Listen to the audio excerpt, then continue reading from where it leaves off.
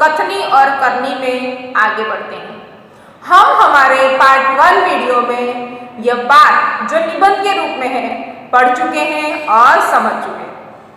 हम हमारे part 2 video में अभ्यास के कुछ प्रश्न लिख चुके हैं और समझ चुके हैं। आज हम हमारे पार्ट 3 वीडियो में अभ्यास के प्रश्नों की तरफ आगे बढ़ते हैं। तो बच्चों अपनी किताब निकालो। प्रश्न नंबर 4, कथनी और करनी में समानता रखने में मुश्किलें आती है या नहीं, चर्चा कीजिए। हमारा पूरा पाठ है कथनी और करनी। हमने ये समझाया कि कथनी और करनी हो समान, जग में मिलता उसको समान। कथनी मतलब कहना और करनी यानी करना। कथनी और करनी बहुत ही कम लोगों की एक समान देखने को मिलती है। जिन लोगों की कथनी और करनी एक समान हो वो संत या महात्मा नहीं कहलाएगा, वो एक वीर नहीं कहलाएगा। ये बहुत ही कम लोगों में देखने को मिलती है कथनी और करनी एक समान। लेकिन फिर भी हमें यह प्रयत्न करते रहना चाहिए कि हमारी कथनी और करनी एक समान हो। जिसकी कथनी और करनी एक समान हो उसे जग में सम्मान से की दृष्टि से देखा जाता है। अभी हमारा जो पाठ है कथनी और करनी में समानता रखने में मुश्किलें आती है या नहीं, चर्चा कीजिए। ये जो प्रश्न है ये आप अपने दोस्तों के साथ बैठकर इस प्रश्न के बारे में चर्चा करना और चर्चा के आधार पर इस प्रश्न का उत्तर लिखना। ये प्रश्न आपको खुद करना है।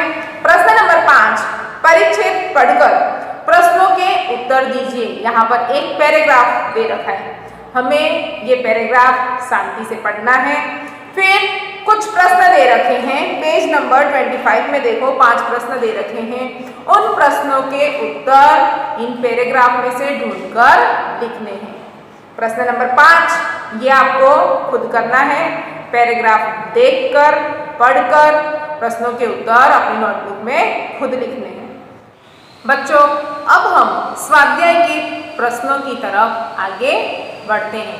प्रश्न नंबर 1, अंदाज अपना अपना, अपने अपने तरीके से प्रश्न के उत्तर देने।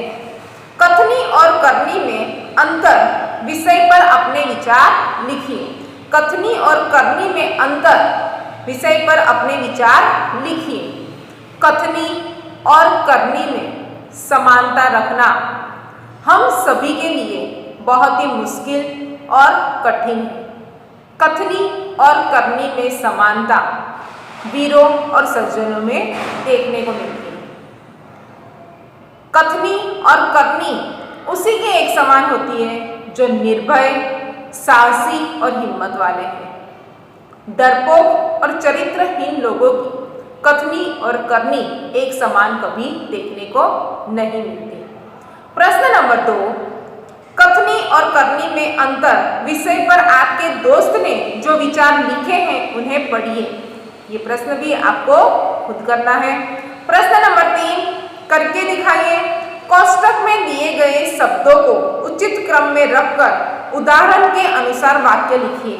आपको एक टेबल दे रखा है, उसमें कुछ शब्द लिख रखे हैं। वे शब्द जो टेढ़े मेढ़े हैं और उनको पढ़ते हैं तो हमें कुछ अटपटा लगता है। हमें शब्दों को उचित क्रम में रखकर वाक्य बनाने हैं।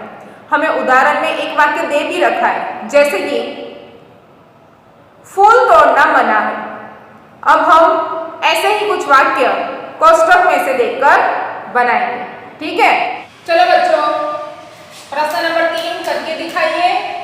उसमें पहला वाक्य बनाया है मैंने, मैं हर रोज खेलने जाता हूँ।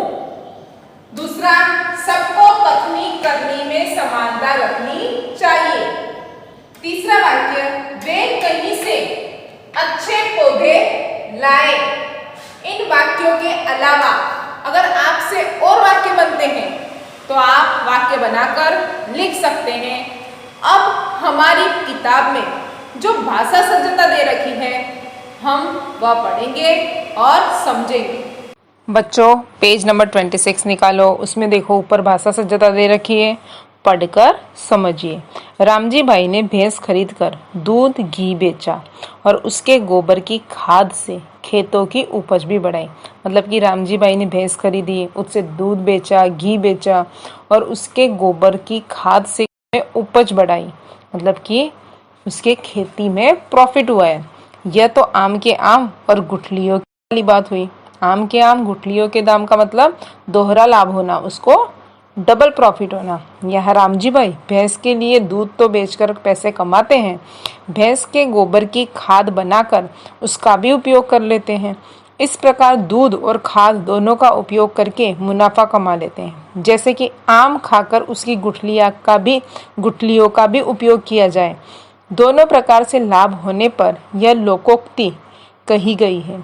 लोगों के अनुभव पर आधारित और बाद में समाज में रूढ़ हो गई। लोगों ने अनुभव किया है। जैसे कि आम के आम, मतलब आम के तो पैसे होते ही होते हैं, लेकिन गुठलियों के भी पैसे मिलने लग गए। मतलब ये एक अनुभव के आधार पर ये लोगों ने एक पंक्ति बना दी और ये धीरे धीरे समाज में प्रचलित हो गई। ऐसी बात या उक्ति को कहावत कहते हैं। तो कहावत किसे कहते हैं? लोगों के अनुभव पर आधारित और बाद में समाज में रूढ़ हो गई हो ऐसी बात या उक्ति को कहावत कहते हैं। पढ़कर समझिए। यहाँ पर कुछ कहावतें दे रखी हैं। आम के आम गुठलियों के दाम, दोहरा लाभ होना, जैसी करनी वैसी भरनी, कर्मों के अनुसार फल मिलना। हम जैसे काम करेंगे हमें फल वैसा ही तो मिलेगा। साँच को आँच नहीं, सच्चे व्यक्ति को कोई भय नहीं होता। काला अक्षर भैंस बराबर, बिल्कुल अनपढ़ होना। कई बार गांवों के लोग कहते हैं ना, हमारे लिए तो सारे काले अक्षर भैंस बराबर है, क्योंकि वो बिल्कुल अनपढ़ है इसलिए। ठीक है, चलो बच्चों, अब हम संज्ञा के बारे में बात करते हैं। तो संज्ञा किसे कहते हैं? संज्ञा यानी नाम। ठीक है, संज्ञा के कितने भेद हैं? तो हम ये भेद चैप्टर नंबर 3 कुत्ते की वफादारी में पीछे जो भाषा सभ्यता दे रखी है उनमें हम व्यक्तिवाचक संज्ञा और जातिवाचक संज्ञा पढ़ चुके हैं। व्यक्तिवाचक संज्ञा किसे कहते हैं? किसी खास व्यक्ति, वस्तु या प्राणी के बारे में बात की गई हो तो उसे व्यक्तिवाचक संज्ञा कहते हैं। जातिवाचक संज्ञा किसे कहते हैं? जो संज्ञा संपूर्ण जाति का बोध कराती हो उसे जातिवाचक संज्ञा कहते हैं। आज हम हमारे चैप्टर 4 में भाववाचक संज्ञा पढ़ेंगे। भाववाचक संज्ञा, ये नाम कैसा है? भाव, भाव यानी कि एक तरह का भाव जो हम महसूस ही कर सकते हैं, वैसी संज्ञा के बारे में पढ़ेंगे। जो शब्द गुण, दोष, भाव, दशा आदि का बोध कराते हैं वे भाववाचक संज्ञा कहलाते हैं। मैंने पहले भी समझाया था, जो शब्दों से हमें महसूस होगा, गुण, दोष, भाव, दशा आदि का बोध कराते हैं वे भाववाचक संज्ञा कहलाते हैं। मैंने 2 उदाहरण लिख रखे हैं समझने के लिए। फूल की सुगंध बहुत अच्छी है। फूल की सुगंध बहुत अच्छी है। सुगंध, फूल की सुगंध बहुत अच्छी है। हम फूल की सुगंध देख तो सकते नहीं, हम उसे महसूस कर सकते हैं, तो ये भाववाचक संज्ञा है। फिर है छात्रों को अपनी लिखाई पर ध्यान देना चाहिए।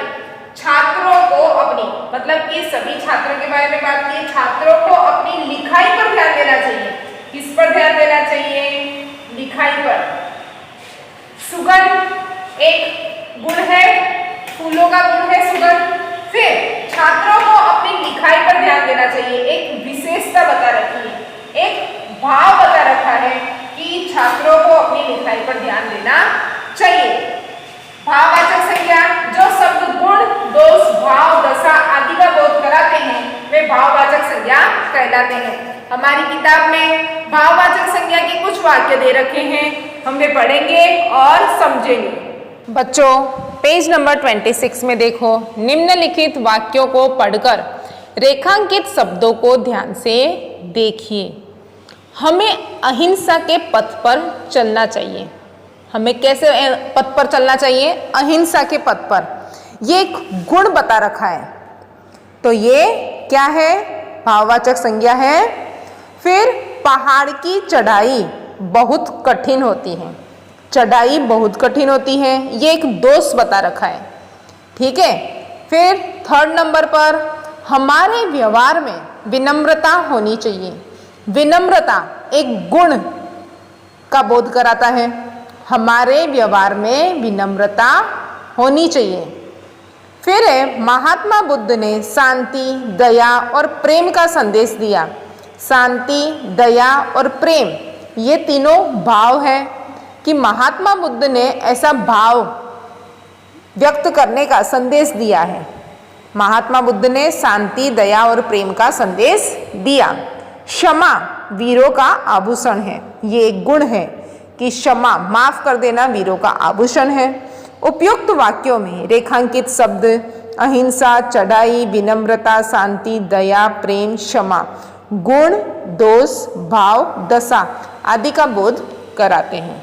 में देखो ऊपर भाववाचक संज्ञा, जो शब्द गुण, दोष, भाव, दशा आदि का बोध कराते हैं वे भाववाचक संज्ञा कहलाते हैं। हम ये समझ चुके हैं। अब देखो निम्नलिखित शब्दों में से भाववाचक संज्ञा के चौकोर पर सही निशान लगाइए, मतलब करेक्ट का निशान करना है। सच्चाई तो ये एक गुण है, तो ये भाववाचक संज्ञा हुई, हम इस पर करेक्ट का निशान लगाएंगे। फिर सच्चा, ये भाववाचक संज्ञा नहीं है। ऊंचाई तो ये एक दोष है, तो हम इस पर भाववाचक संज्ञा है तो हम करेक्ट का निशान लगाएंगे। फिर देखो ऊंचा, ये भाववाचक संज्ञा नहीं है। फिर बचपन, बचपन ये एक दशा है, तो ये भाववाचक संज्ञा हुई, तो हम इस पर करेक्ट करेंगे। फिर देखो बच्चों नीचे लंबाई, ये एक गुण है। फिर अमीरी, ये भी एक गुण है, तो लंबाई और अमीरी दोनों पर हम करेक्ट का निशान लगाएंगे। फिर देखो लड़ना, ये भाववाचक संज्ञा नहीं है। फिर बुढ़ापा, ये एक दोष है, तो हम इस पर भाववाचक संज्ञा पर करेक्ट का निशान लगाएंगे। फिर लास्ट में गंगा, ये भाववाचक संज्ञा नहीं है। चलो बच्चों, अब हम समूहवाचक संज्ञा के बारे में समझते हैं। जिन शब्दों से वस्तुओं अथवा प्राणियों के समूह, समुदाय का बोध होता है, उन्हें समूहवाचक संज्ञा कहते हैं। जिन शब्दों से वस्तुओं अथवा प्राणियों के समूह अथवा समुदाय का बोध होता है, उन्हें समूहवाचक संज्ञा कहते हैं। मैंने उदाहरण में दे रखा है, सभी बालक पंक्ति में खड़े हैं। सभी बालक पंक्ति में खड़े, पंक्ति यानी कतार, लाइन, और उसमें बहुत सारे बच्चे थे, तो पूरे समूह की बात हो रही है। फिर मेरी कक्षा में 50 बच्चे हैं। मेरी कक्षा में 50 बच्चे हैं, ठीक है। यहाँ पूरा समूह, समुदाय दे रखा है, तो ये समूहवाचक संज्ञा है। इसके बारे में कुछ वाक्य हम किताब में से पढ़ते हैं और समझते हैं। चलो बच्चों, हम समूहवाचक संज्ञा किसे कहते हैं समझ चुके हैं। जो समूह में हो, जो समुदाय में हो, वहाँ समूहवाचक संज्ञा हम पहचान सकते हैं। जैसे कि निम्नलिखित वाक्यों को पढ़िए, रेखांकित शब्दों को ध्यान से देखिए। रेलवे स्टेशन पर लोगों की भीड़ रहती है। रेलवे स्टेशन पर लोगों की भीड़ रहती है, भीड़ के नीचे अंडरलाइन है, ठीक है। तो ये क्या है? भीड़, यानी कि कई खूब सारे लोग हैं, एक समूह है, ठीक है। फिर बच्चों की टोली, टोली यानी उसमें बहुत से बच्चे होंगे, होली खेलने के लिए निकली है। बच्चों की टोली होली खेलने निकली है। टोली भाव समूहवाचक संज्ञा है। फिर है सभा में कई लोग इकट्ठे हुए। सभा यानी कि कितने सारे लोग होंगे, और तो ये सभा में कई लोग इकट्ठे हुए, तो सभा समूहवाचक संज्ञा है। उपयुक्त वाक्यों में रेखांकित शब्द भीड़, टोली और सभा समूहवाचक संज्ञा कहलाते हैं। बच्चों, हमारा आज का चैप्टर और आज का वीडियो यहीं पर खत्म होता है। हम फिर मिलेंगे।